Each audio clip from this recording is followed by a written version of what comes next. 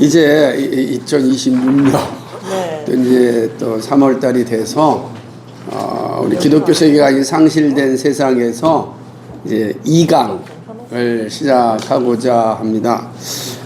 2강은 성경이 세계관을 말하다라고 하는 주제로 이제 시작하게 될 거고, 여기서 이제 성경적 세계관의 정의에 대해서 또 이제 시작하게 될 겁니다. 우리 옛날에 이런 내용들 되게 많았는데 90년도에는 서태지 노래, 내가 이번에 글을 살피면서 보니까 서태지 현상에 대해서 내가 쓴 작은 논문이 있더라고. 한번 기회가 되면 여러분한테 한번 올려줄게요. 그래서 90년대에 서태지 현상에 대해서 어떻게 글 썼는지 보니까 재밌더라고요.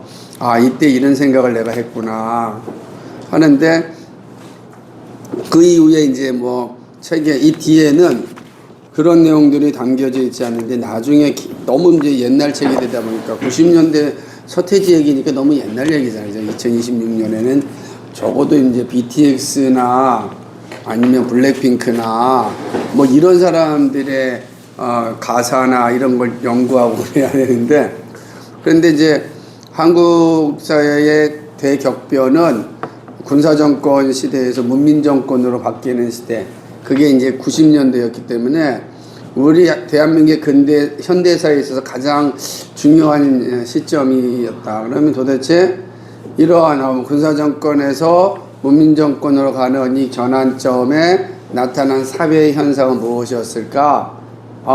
이걸 생각하면서 실제로 나타난 현상들을 살펴봤던 게 당시에 가장 핫한 사람들, 그 지금까지도 영향력을 미치고 있잖아요. 그래서 YG 엔터테인먼트 같은, 그러니까 그런 서태지와 아이들 현상을 살펴봤는데, 그러고 난 다음에 이제 가장 큰 어떤 대중문화에서 영향력을 미쳤던 사람은 싸이였죠. 왜냐면 싸이가 뭐 지금처럼 BTS나 블랙핑크나 이런 사람들이 세계적인 영향을 미치기 전에 싸이의 강남 스타일은 뭐 전 세계적인 영향력을 미쳤던 시대였으니까, 그러니까 그렇게 생각해 본다면 오늘 우리가 이 책의 흐름은 90년대에서 이제 싸이 시대까지 이렇게 좀 기록된 책이 아닌가.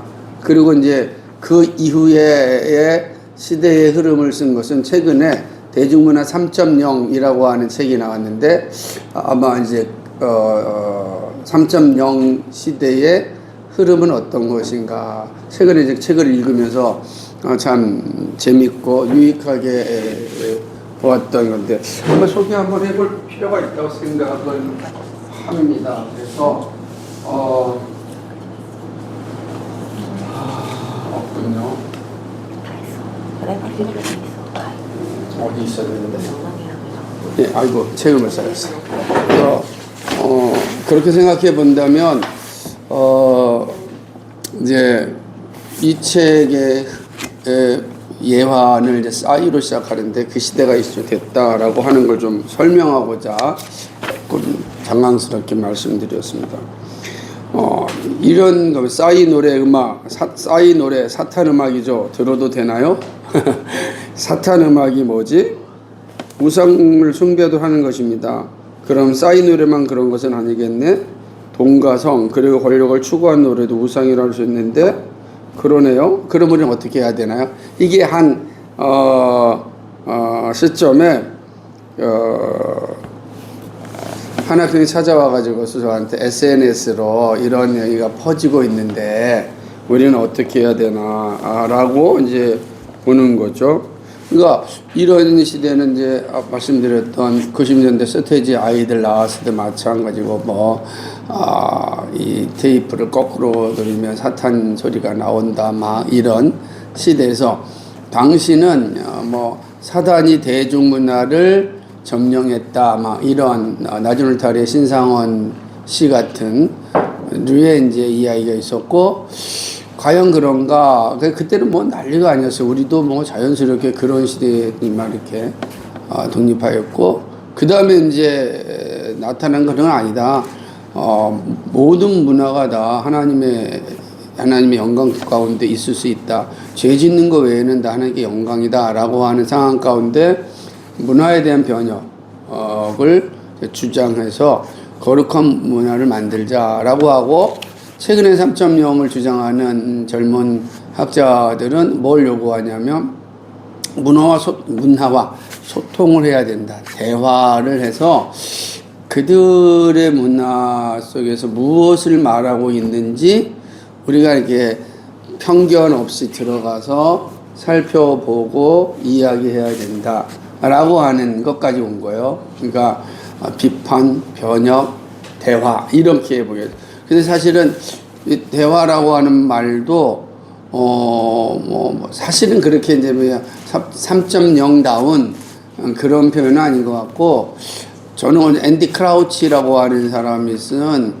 그 문화 마케팅이라고 하는 책에서 그 개념에서 문화 창조, 그러니까 변혁을 넘어서 문화 창조라고 하는 단계가 좀 필요하지 않나.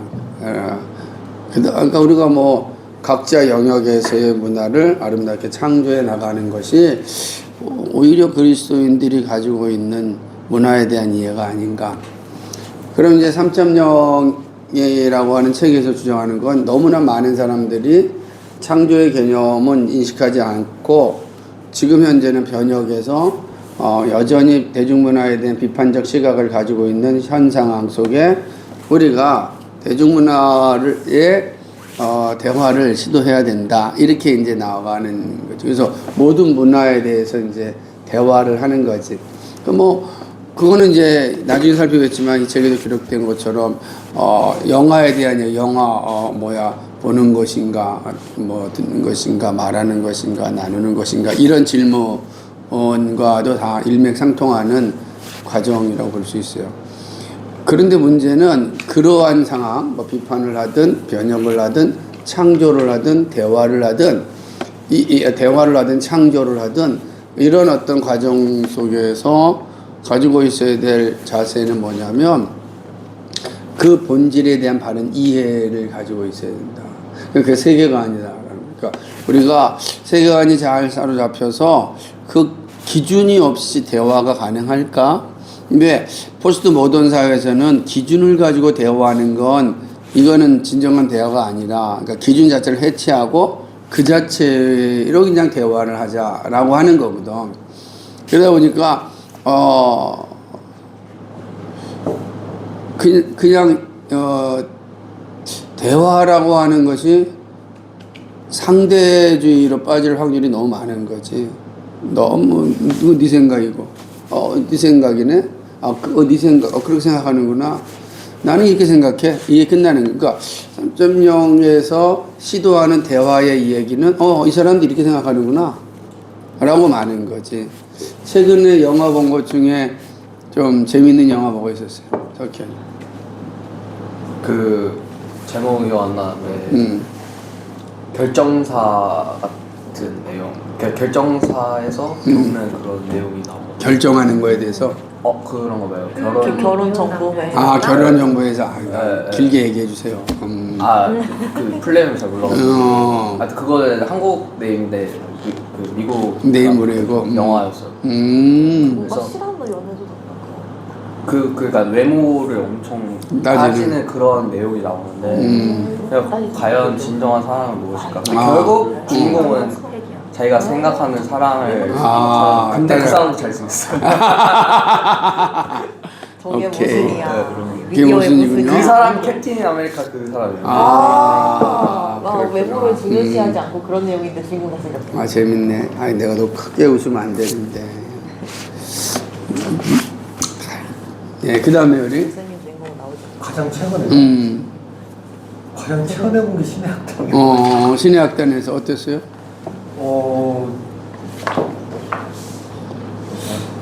나름 약간 한국적인 심파가 좀 있다. 있긴 했는데 그래도 잘 해석한 영화인 것 같아요. 영화다. 오케이. 우리 성환이는? 저 근데 신의 학다 밖에 생각이 안 나와요. 네. 느낌. 느낌 어때? 저 그때 인상 깊었던 게 그 사람들이 이제 밤에 이제 불 켜면 걸리니까 촛불 켜놓고 이제 몰래 성경 읽는 건데 약간 네, 저 힘든 상황에서도 성경을 저렇게 읽으려고 하는데 우리는 약간 편한 상황에서도 읽으려고 하지 않는구나. 우리 자유로운데 그런 거를 좀 인상 깊었어요. 그렇구나. 자, 우리 신지혜는?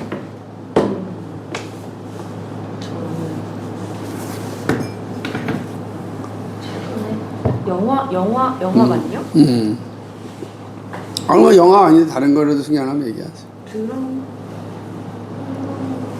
드라마도 되나요? 최근에 잘 안 봐. 브리스튼? 아니, 신의학단이라도 말하라. 신의학단으로 할게. 아니, 휴민트도 봤잖아요. 맞네. 왜 이러는 거예요? 아직 잠이 덜 깼나 봐. 그래요, 잠이 덜 깨셨나 봐. 휴민트 봤어요. 어땠어요, 느낌? 네. 그 휴민트라는 영화랑 대화를 한번 해보세요. 네. 어땠어요? 뭔가 되게 점점 사람들이 생각하기 좋아하지 않나 하는구나 라는 걸 느꼈어요. 너무 단순했다는 뜻인가요? 네. 그러니까 그렇게 한마디로 추격할 수는 없는 게, 그러니까 더 이상 막 그렇게 영화와 대화하고 영화가 주고자 하는 메시지를 읽어내고 이런 행위 자체를 대중들이 좋아하지 않는구나 라는 거를 느꼈어요. 그러니까 대충 만들고 사람들이 대충 본다고. 대충 만들진 않았어. 그러니까 정말 정확하게 잘 만드는 거지. 대중의 니즈를 파악한 거지.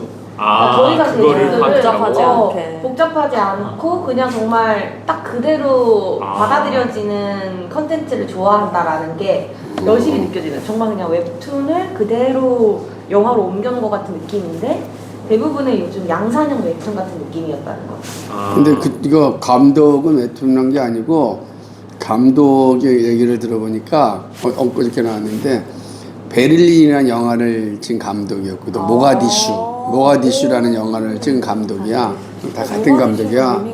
그러니까 같은 연장성산에서 이번에 이제 한 거를 다들 감독은 다 생각으로 했는데, 그럼 이게 언제부터 생각했냐면 베를린 영화를 찍을 때 실제로 유럽에서 살고 있는 국정원 직원들을 만나서 그들과 이야기를 나누면서 든 생각이 계속해서 쓴 거를. 국정원 사람들, 그러니까 예를 들면 블랙 요원들이겠지. 국정원을 보내. 블랙 요원들은 휴머니즘이 없을까? 여기에서 이제 시작한 영화래. 그러니까 우리가 생각하는 블랙 요원들은 그냥 다 뭐 예를 들면 뭐 사람을 뭐 죽일 수도 있고 뭐 끝나면 사라지는데 자기는 없이 살아가야 되잖아, 끝까지. 근데 그런 사람들에게도 휴머니즘이라는 게 있나? 그 질문에서 이제 영화를 시나리오를 그때 썼다는 거지. 그래서 이거 이제 우리가 볼 때는 아무것도 아니지만, 그러니까 평상시 우리가 알고 있었던 그 예를 들자면은 블랙 요원들의 이야기, 헌트라든지 헌트에서 나오는 정우성이랑 게 나오는 막 싸우고 죽이고 막 끝나고 있잖아. 거기에 휴머즘 아무것도 없잖아. 일반적으로 우리가 하는 본 시리즈, 근데 본 시리즈가 다 저거잖아. 블랙 요원 얘기잖아. 그러니까 미국. 그러니까 거기에 무슨 휴머즘이 있나? 갈등 뭐 이런 거 없잖아, 그냥. 그런데 여기 너무나 큰 갈등들, 그러니까 이런 것들이 이제 섞여 있는. 그래서 감독은 이제 실제로 존재하고 있는 이 땅에 전 세계에 수없이 많은 블랙 요원들의 어떤 휴머니즘 생각하며 만든 영화다. 그러니까 그렇기 때문에 배우가 연기할 때 그게 아주 힘들었다는 거지. 그러니까 그냥 뭐 무빙에서 저렇게 팍팍 하면 되는데 이게 그 휴머니즘의 그 심리를 계속해서 발휘해야 되니까. 그러면서도 블랙 요원 뭐 그렇다고 하더라고. 엊그저께 그 질문들 일하는데 두 사람이 나와서 얘기 들어보니까. 그래서 또 웹툰은 아니다라고 하는 거. 근데 그때 느낄 수 있지 어떻게? 저는 왕과 사는 남자에 대해 됐어요. 저는 그 실제 역사가 기록이 부족한 부분들에서 사람들이 상상을 해가지고 똑같은 이야기, 똑같은 한 사람에 대한 이야기, 다양한 영화나 이런 게 나오잖아요. 그게 되게 재밌다고 생각을 하는데 이번에도 보면서 함용혜 씨가 굉장히 두툼하게 나오시고 근데 인터뷰를 보니까 실제 역사 기록을 보면은 풍채가 있었다는 묘사가 있다. 그래가지고 그렇게 하셨다는 걸 보고 아 그렇구나. 그런 이제 다양한 해석들 뭐 어떤 거는 기록을 그대로 따라가고 어떤 거는 기록의 빈 부분을 감독의 상상력으로 채워넣고 또 그 과정에서 배우들이 캐릭터 해석해가지고 들어가는 것도 있고 그런 게 재밌었어요. 그렇지. 그러니까 당시의 역사적 상황들을 이제 직접 얘기하는 거지. 그걸 통해서 그냥 우리는 감독이 뭘 말해주고자 지금 대화를 하는 거잖아. 내가 아까 휴민트도 대화를 했듯이 이 감독이나 배우들이 그 영화 속에서 우리가 그 영화와 대화, 그러니까 이 대화가 뭐냐면 막 분석하고 비판하고 막 찾아내는 게 아니라 그냥 그 영화가 말해주고자 하는 게 뭔가를 우리가 들으면서 아, 내가 공감이 됐으니까 벌써 1000만인을 받겠죠. 그러니까 공감이 되지 않은 거를 지금 아무리 잘 만들어도 공감 떨어진 거잖아. 난 최근에 1000만 된 영화 처음이잖아. 네. 이런 타에서 그러니까 도대체 뭐가 1000만 관객을 만들었을까? 범죄도시 4 이후에 처음이라고. 2년 만에 처음. 2년 만에. 2년 만에. 그러니까 범죄도시 참 그게 참 1000만이 된다는 게 참 신기한 건데 그만큼 울분이 많았었던가 우리 사회에. 그러니까 범죄, 그러니까 대리만족인 거죠. 하도 그냥 온갖 곳에 그냥 범죄가 많은데 뭔가 해결도 안 되고 그러니까 그냥 시원하게 해결되는 게 기쁘지만 이번은 오히려 거꾸로 된 거잖아. 이 영화는 비극이잖아. 슬프잖아. 그런데도 왜 1000만인 거 봤을까? 일단 연출을 되게 잘하셨어요. 그러니까 이건 저만의 감상이 진짜 보면서 사람이 좀 보였어요. 아, 이 감독이 이렇게 연출을 한 게 되게 잘했다, 마음에 든다 이런 생각도 들고 배우들 한 명 한 명이 연기를 너무 잘하니까. 그러니까 클로즈업이 정말 많더라고. 그죠? 눈치도 못 챘어요. 그냥 아니 그러니까 대부분 영화는 멀리 찍는데 네가 말한 대로 한 사람 한 사람은 클로즈업에서 그 사람이 연기를 잘 할 수 있도록 그 연기가 드러날 수 있도록 해주지 않았나. 아, 그러니까 단정도 그렇지. 다들. 진짜로 그 마지막에 이제 이게 실제 역사서에 기록된 부분에서 이 캐릭터를 만들었다 이러고 그런 역사를 바탕으로 한번 보면서 아, 이게 정말 이런 식으로 흘러갔을 수도 있겠구나라는 생각이 들거든요. 그러면 좀 이제 역사에 기록되지 않은 한 부분을 본 것 같은 그런 느낌이 들어서 좀 한국인으로서는 또 그 역사에 다 알고 보잖아요. 저희가 웬만하면은. 그래서 그런 것도 있어요. 근데 그러면 그런 것을 그 영화와 대화를 한다 그러면 그 영화가 우리한테 어떤 말을 거는 것 같아? 영화가 우리 말을 거는 거 있을 거 아니야. 대화를 하려면은 내가 질문할 수도 있지만은 그 영화가 나한테 우리가 이 땅에 살아가는 그 벌써 단종이 언제야? 그 뭐 몇 년대야? 뭐야? 조선 500년에서 초창기인데 세종대왕 바로 다음 세종대왕 다음 얘기잖아. 문단세니까 문종 빨리 죽고 단종 했으니까 세종대왕 이후 얼마 안 되는 시대니까 우리로 생각하면 정말 위대한 어마어마하게 먼 역사인데 그 역사가 우리한테 뭘 말해주고 있는가? 뭘 말해주고 있지? 사람들이 왜? 꼭 사람들만 잘 되지는 않는다. 우리 사람들 사이의 관계가 따뜻하게 흘러가는 거 보면서 이 삭막한 요즘 세상에 이렇게 서로를 아껴주고 생각해주는 모습을 보면서 좀 휴머니즘을 느끼지 않았어요. 휴머니즘이 진짜 그렇다. 나 사실 봤거든. 봤는데 나는 이제 사실은 어떻게 대화를 했냐면 우리는 단종에 대해서 관심도 없었잖아. 그지? 관심도 없었고 뭐 짧게 살다가 간 아이인데 그러기 나한테 무슨 의미가 있어?